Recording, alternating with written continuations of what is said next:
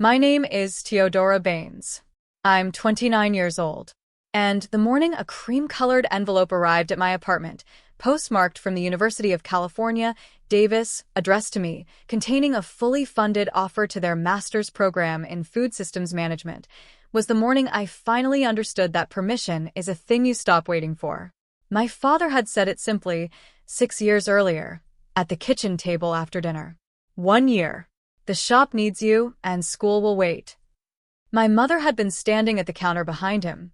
She said, without turning around, "You're the only one who can do this, Teo.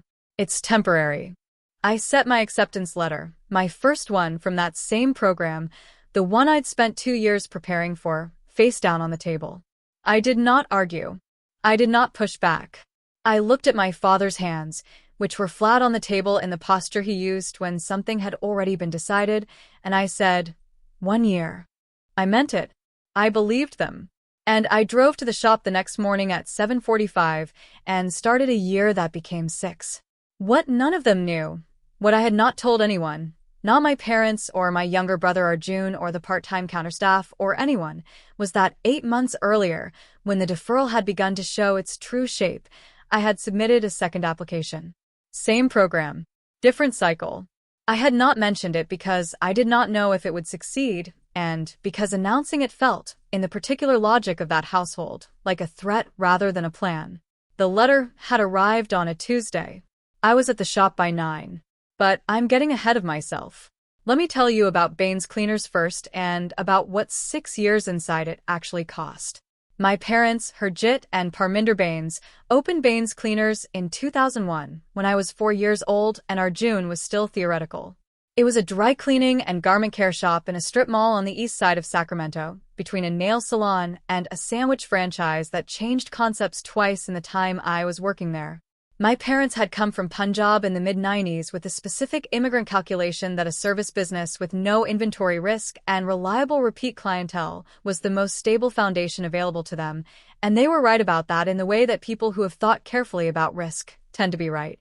Dry cleaning is not exciting. It is also not volatile. The shop was profitable from its 3rd year and had remained so, in the modest and consistent way of a business whose owners had no debt and no ambition beyond sustainability. My father managed the customer-facing side and the equipment. My mother managed the accounts and the supplier relationships. Between them, they had built something that worked, which is not a small thing, and I want to be clear that I understood this even during the years when understanding it felt like the least important thing in the room.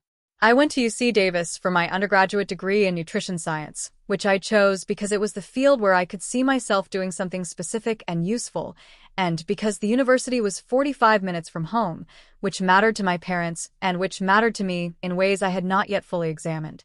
I graduated in 2017 with a 3.74 GPA and immediate acceptance into the Food Systems Master's Program, a 2-year research-focused degree that would have positioned me for work in food policy, supply chain sustainability, or agricultural systems consulting, a field that had been expanding steadily and that I had spent my final undergraduate year building a research portfolio for, with the guidance of my thesis advisor, a thorough and encouraging professor named Dr. Annika Svensson, who had written one of my 2 program recommendation letters and who, when I told her I was deferring, looked at me for a moment and said, 1 year. Not a question. A confirmation she was filing away. The year I deferred, the shop was genuinely in crisis. That part was true. My father had injured his shoulder in January, a rotator cuff tear that required surgery, and a longer-than-expected recovery that limited his ability to manage the equipment side. The shop's one full-time employee at the time, a man named Victor who had worked there for 8 years, had left in February to move to Portland with his family. My mother was managing the counter alone by March, which was not sustainable, and the accounts were beginning to show the strain of someone running the front of house and the books simultaneously without enough hours in the day. I was the practical solution. I knew the shop, had worked there summers and weekends since I was 15, knew the equipment, knew the accounts, knew the supplier relationships my mother had built. I could step in immediately, without training time. I understood why my parents asked, and I understood why they framed it as temporary because I think they believed it was. What they did not do was ask themselves what they would put in place so that it would remain temporary. And that question, unasked and unanswered, is where the 6 years came from. The first year I ran the shop, I did what I had said I would do: manage the counter, process the orders, maintain the equipment schedule, handled the supplier invoices, and kept the accounts current. My father's shoulder recovered by August, which was faster than expected, but by then I had reorganized the operational systems in ways that had meaningfully improved the shop's throughput.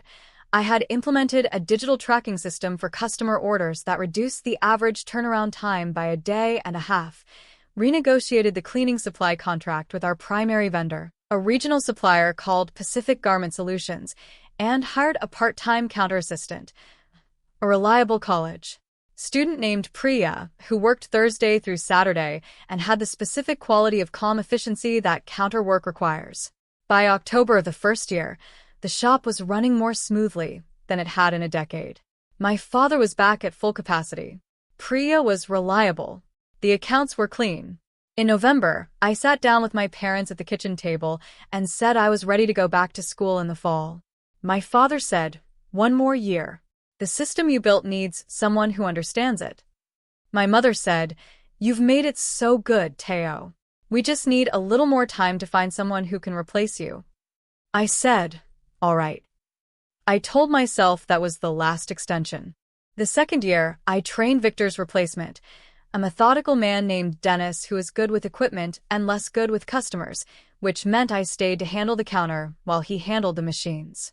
Then Dennis left in March for a better-paying position at a commercial laundry operation, and I was back to covering both. By the time I had a stable two-person system in place again, it was fall, and fall was not the right time to transition out because fall was the dry cleaning peak season, winter formals, holiday event garments, the particular surge of garment care that happens when people begin retrieving coats from storage. The third year, I stopped marking the end date. I am not sure exactly when I stopped. It happened the way the mortgage arrangement in other families happens, gradually, through small extensions that each seemed reasonable, until the pattern had become the expectation, and the expectation had become the structure. My parents stopped saying "one more year." My mother began referring to me to customers as our manager. My father began including me in conversations about whether to update the pressing equipment, as though I were a permanent stakeholder. I was 26 by then, and the Food Systems Master's program I had been accepted to was 2 years behind me, and I had stopped looking at its website. What I had not stopped doing was reading. In the back of the shop, between customer transactions, during the hour after close when I reconciled the day's accounts, I read everything I could access about food systems, agricultural supply chains, sustainability policy. I had maintained my contact with Dr. Svensson through occasional email. She had asked after me twice in the first year, once in the second, and then we had settled into a correspondence that was infrequent but warm. In the fourth year, she sent me a paper sheet co-authored on regional food distribution inefficiencies and asked if I had thoughts. I spent a Sunday afternoon reading it carefully and wrote her a 2-page response. She replied the next day and said, "You should be in a seminar, not a shop." I filed that sentence. I didn't do anything with it yet. The thing that shifted in year 5 was not a single event. It was cumulative, the way that water finds the low points in a structure until the structure begins to reflect them. My brother Arjun, who was 22 by then, had graduated from Sacramento State with a business degree and had spent 6 months in a brief and unsuccessful attempt to launch a streetwear brand online. By November of year 5, he was working intermittently and living at home, and my parents were beginning, carefully, with the specific indirection they used for things they weren't ready to say directly, to suggest that he might take on some responsibilities at the shop. I trained Arjun for 3 months. He was not, it turned out, built for the shop. He found the repetition difficult, the customer management tedious, the equipment maintenance beneath his interest. He reduced his hours in February, and by March was coming in 2 days a week, and by April was coming in on an as-needed basis that needed to be defined each week, which meant I was managing the schedule around his availability rather than building a structure he could anchor. In May of year 5, I called Dr. Svensson. I said, "I want to come back. Is the door still open?" She was quiet for a moment. Then she said, "The program has changed since your acceptance. You'd need to reapply. But the committee knows your name, and I can write you a new letter. And Teodora, the research you'd be doing now would be better than what you would have done at 23. You've been inside a supply operation for 5 years. That's not nothing. I said, I know. She said, apply in October. I'll have the letter ready. I applied in October of year 5, 6 months before the letter arrived. I told no one. I set up an application email address I hadn't used before, submitted the materials to the graduate admissions office, uploaded Dr. Spencen's new letter and a second one from a food policy researcher at UC Davis named Dr. Preeti Nair, whose work I had been following for 2 years and who had, to my considerable surprise, agreed to write a letter based on a long email exchange I'd initiated about her published research. I wrote a personal statement that was 1,200 words about what 5 years inside a small service business had taught me about distribution efficiency, labor structure, and the gap between food system theory and operational reality. I submitted everything on a Thursday night in October, after closing, sitting at the shop's back desk with the lights off in the front. Then I went home and told no one. The letter arrived 8 months later, on a Tuesday in June. I was at my apartment when it came, a cream-colored window envelope with the UC Davis crest in the upper left corner, addressed in the particular font of official institutional mail. I opened it standing at my kitchen counter. It was a fully funded offer. The package included a research assistantship with Dr. Nair's Food Systems Lab, a tuition waiver, and a stipend of $24,800 per year for 2 years. The program's start date was September. I read it twice. Then I folded it along its original crease, put it back in the envelope, and set it on the counter. I stood there for approximately 3 minutes. I thought about Dr. Spenson saying you should be in a seminar, not a shop. I thought about the personal statement I'd written at the back desk with the lights off. I thought about the 5 years of reading I'd done in the back of the shop, and the 2-page response I'd sent Dr. Spenson, and the email exchange with Dr. Nair that had gone on for 4 months before I'd worked up the nerve to ask for the letter. Then I put the envelope in my bag, got in my car, and drove to the shop. It was a Tuesday, which was a moderate volume day, not the rush of Thursday through Saturday, but steady enough that there were 2 customers at the counter when I arrived and a rack of completed orders waiting for pickup. I processed the first customer, handed the second their order, checked the morning's intake log. Priya, still there, 5 years on, now the shop's most senior counter staff, was sorting a rack of incoming garments in the back. When the counter was clear, I took the envelope out of my bag and set it on the counter in front of my father, who had come in from the equipment room. I said, I need to talk to you and Mom together. My father looked at the envelope. He looked at the return address. His hand, which had been resting on the counter, moved slightly, just the fingers a small adjustment. My mother came from the back office where she had been doing the weekly accounts. She looked at the envelope. She looked at me. I said, I've been accepted to the UC Davis Food Systems Master's Program. Fully funded. Research assistantship with Dr. Preeti Nair's lab. It starts in September. My mother said, you applied. I said, in October. 8 months ago. My father said, without telling us. I said, yes. My mother said, Teo. I said, I'm going. That's not a question I'm asking. I'm telling you, so we can plan the transition. I said this without raising my voice. The counter was between us. Priya had come to the entrance of the back room and then, reading the room correctly, had gone back to sorting. I'll work through the end of August. That's 10 weeks. That's enough time to bring in someone new and train them properly if we start this week. My father said, this isn't how you discuss something like this. I said, we've been discussing it for 6 years, Dad. Every time I brought it up, the answer was 1 more year. I've given you 6. I'm not asking for a discussion about whether. I'm asking for a conversation about how. My mother sat down on the stool she kept behind the counter. She looked at the envelope. My father said, the shop. I said, needs a manager. I know. I built the operations manual. I can hand it to whoever comes next. The systems are documented. The supplier contacts are in the shared drive. Priya knows the counter better than I do at this point. I paused. I've thought about this. I've been thinking about it for 2 years. This is not impulsive. My father looked at me for a long moment. His jaw worked slightly, a small movement, the adjustment he made when he was recalibrating. My mother said, "A stipend." I said, $24,800 a year, plus tuition waiver, for 2 years. My mother said, "That's enough to live on." I said, "Yes." She looked at the envelope for another moment. Then she looked at my father. My father said, "October." I said, "Yes." He said, "You applied in October and didn't tell us." I said, "I didn't tell you because I wasn't sure it would succeed, and because every time I've raised going back to school, the conversation has moved to what the shop needs rather than what I need. I needed to know it was real before I had that conversation." He looked at the counter surface. Then he said, "I didn't know it had been 6 years." I said, "Yes, you did." He looked up. I said, "You knew. You just didn't count." The room was quiet for a moment.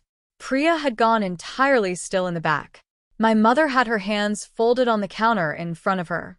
My father looked at the wall behind me, the wall with the hook system for completed garment orders, the one I had redesigned in my first year to increase capacity by 40%, and he stood there looking at it for a long time. Then he said, "We'll start looking for someone this week." I said, "Thank you." I picked up the envelope and put it back in my bag. The 10 weeks between that Tuesday and my last day at the shop were not tidy. No transition is. My parents posted the manager position through a regional small business job board and received 11 applications, of which 3 were worth interviewing. The person they hired was a woman named Sandra O, who had 7 years of experience managing a dry cleaning operation in Elk Grove, and who walked through the shop on her second visit with the particular efficiency of someone who has assessed a business before and knows what to look for. She and I spent 3 weeks doing a structured handover. I walked her through every system, every supplier relationship, every quirk of the equipment, and the customer base. On Sandra's first solo week, I was still in the back if she had questions. By her second week, she didn't need me. On my last day, a Friday in late August, Sandra worked the counter, and I sat at the back desk and completed the final accounts reconciliation for the month, the same task I had done on this desk on the first Monday of every month for 6 years. When it was done, I saved the file, closed the laptop, and stood up. My mother was in the office. My father was in the equipment room, doing the weekly maintenance check that he had been capable of doing himself for 5 years but had not had to because I had been there. I said goodbye to both of them. My father patted my arm, once, firm, the same gesture men of his generation use when they have something larger to say and cannot locate the words for it. My mother said, "Call us when you get to Davis." I said I would. I did. Orientation at UC Davis began the first week of September. My cohort in the food systems program was 14 students, a smaller group than I'd expected, which Dr. Svensson, who came to the orientation reception, told me was by design. "We select for specificity," she said. "People who already know what question they're trying to answer." I knew what question I was trying to answer.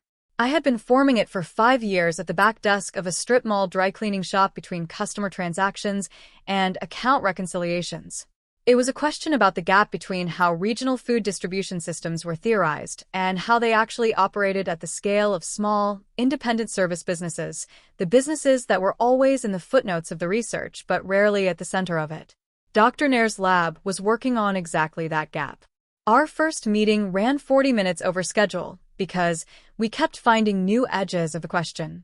She said at the end of it, "You've been sitting on this research agenda for 2 years. I said, 5, actually. She smiled. "Then we have a lot of ground to cover." By November of my first semester, I had presented a preliminary research framework at a departmental colloquium, a twice-yearly event where first-year students share early work with the full faculty. Dr. Svensson attended. Afterwards, she told me that my framework was the most operationally grounded proposal she'd seen from a first-year student in 6 years of attending these colloquia. I thanked her. I thought about the 6 years. I did not say anything about the coincidence. My parents called on Sundays. My mother asked about the coursework. My father asked about Sacramento, by which he meant the shop, though he never asked about the shop directly. He would ask if I'd heard from Priya, or whether I'd spoken with a Pacific Garment Solutions rep, as though I were still in the supply chain and simply attending class on the side. answered those questions when they were answerable and redirected when they weren't. We were learning, the three of us, what a conversation looked like when I was not the operational center of their business. Arjun called in October, which surprised me. He said he'd been thinking about what had happened and that he thought he should have stepped up more. I said I appreciated that. He said he'd been helping at the shop some weekends. I said that was good to hear. I meant it. The thing about 6 years is that they change you in ways that a more linear trajectory would not have.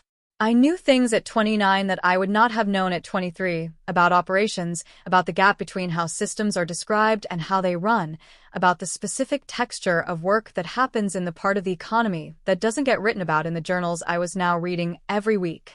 That knowledge was sitting in the research I was building, and Dr. Nair could see it, and the questions I was asking were sharper for it. I had not chosen those 6 years, but I had not wasted them either. That is a distinction that took me time to locate and that I am still locating, and that I think is the real work of the story. Not the letter on the counter, not the conversation with my father, but the slower work of understanding what I did with the time that was asked of me, and what it made me capable of now. I am in my second semester now. The research is moving. Dr. Nair has submitted our first collaborative paper to a peer-reviewed journal on food systems policy. My name is second on the author list, which is where a first-year research assistant belongs, and which is the most professionally significant thing that has happened to me in 6 years.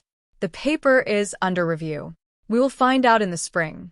I spoke with Dr. Svensson last week. She asked how the semester was going. I told her about the paper submission. She said, "I told you the work would be better." I said, "You did." She said, "Are you glad you came back?" I thought about the Tuesday morning with the cream envelope. I thought about standing at my kitchen counter for 3 minutes.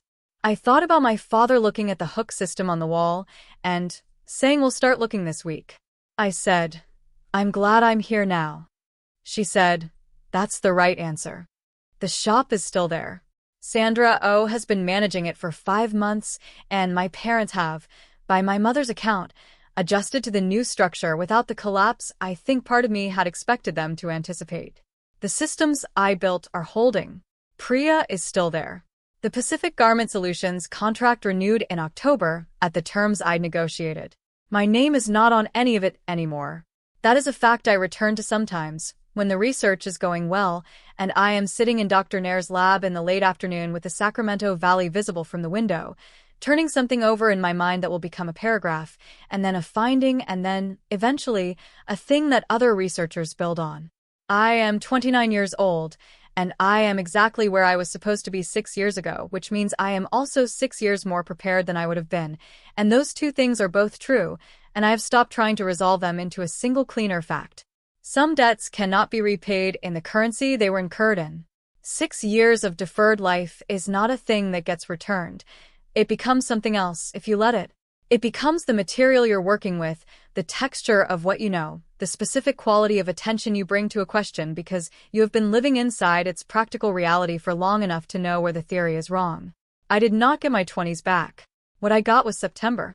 The life you were supposed to be living is not behind you. It is the one you are building right now with whatever you know from the time it took to get here. 6 months since I handed my notice to my parents at that counter. The paper is under review. The research is moving. Sandra has the shop, and my father called last Sunday to tell me the pressing equipment I'd been recommending he update for 2 years had finally been replaced. He said it had cut the average turnaround by a full day. I told him that was good to hear. He said, "You were right about that." I said, "I know."